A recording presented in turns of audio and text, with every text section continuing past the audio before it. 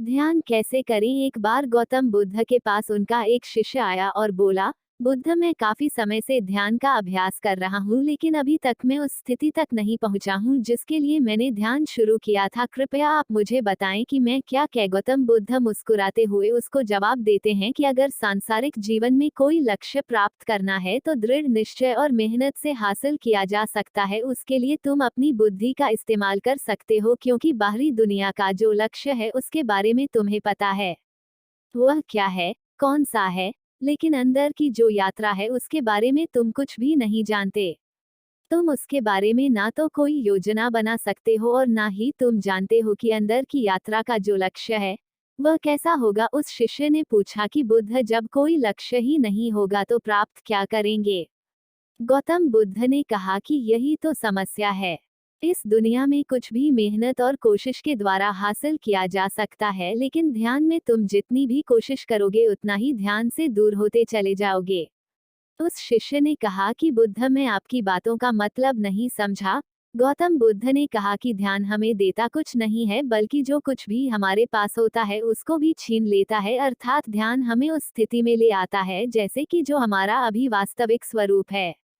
अभी तुम्हारे अंदर क्रोध है, लालच है, अहंकार है। ध्यान इन सभी चीजों को छीन लेता है। जब एक छोटा शिशु जन्म लेता है तो उसके भीतर यह चीजें नहीं होती, लेकिन समय के साथ साथ उसके अंदर यह सभी चीजें पैदा हो जाती है। वह अपने लालच को पूरा करने के लिए, अपने अहंकार को तृप्त करने के लिए इस दुनिया में भटकता है। फिर अंत में जाकर उसको समझ आता है कि संसार की सभी यात्राएं व्यर्थ है।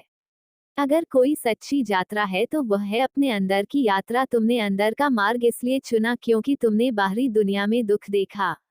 अब तुम्हें अपने अंदर भी सुख नहीं मिल रहा है। इसका कारण यही है कि तुम सुख की तलाश कर रहे हो। जो सुख तुम बाहर तलाश कर रहे थे वही सुख तुम अपने अंदर से चाहते हो। बाहरी दुनिया में बुद्धिमत्ता चल सकती है, लेकिन अंदर बुद्धिमत्ता का कोई काम नहीं है।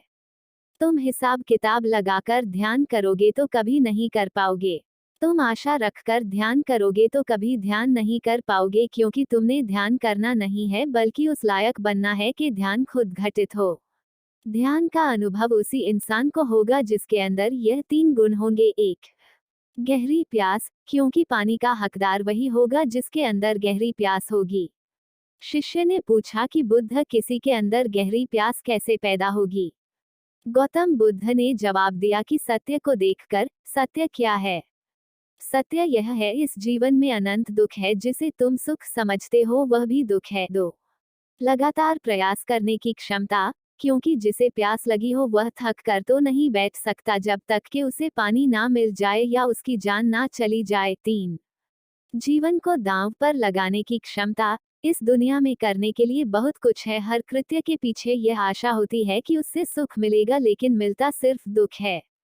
100 में से 99 लोग सुख की लालसा में अपना पूरा जीवन गवा देते हैं। उनके जीवन के हजारों लक्ष्य होते हैं और ज्यादातर मरते दम तक भी पूरे नहीं होते। जिस इंसान का जीवन में एक ही लक्ष्य होता है वह जीवन में कहीं ना कहीं पहुंचता जरूर है, और जिसके हजारों लक्ष्य होते हैं वह कहीं भी नहीं पहुंचता। जो इंसान सिर्फ एक लक्ष्य के लिए अपना जीवन दांव पर लगा दे उसका लक्ष्य पर पहुंचना निश्चित है। हमेशा एक बात याद रखना कि ध्यान की इस यात्रा पर तुम्हारी कोई सहायता नहीं कर सकता। उस शिष्य ने कहा कि बुद्ध, ऐसा कैसे संभव है? आपके बिना तो ध्यान करना असंभव है। गौतम बुद्ध ने कहा, अंदर की यात्रा में कोई तुम्हारा सहायक नहीं बन सकता।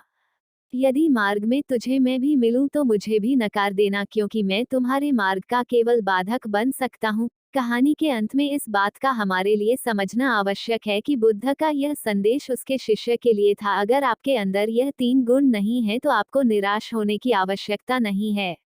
अपने मन को शांत रखने के लिए, अपने जीवन के लक्ष्यों को आसान बनाने के लिए आप ध्यान कर सकते हैं। अगर आपके भीतर यह तीन गुण नहीं है तो जबरदस्ती उसे पैदा करने की कोशिश ना करें। सही समय आने पर यह गुण अपने आप पैदा हो जाएंगे। तो आप सबको ये गौतम बुद्ध की कहानी कैसे लगे, कमेंट में जरूर बताएं और इन कहानी को शेयर भी जरूर करें।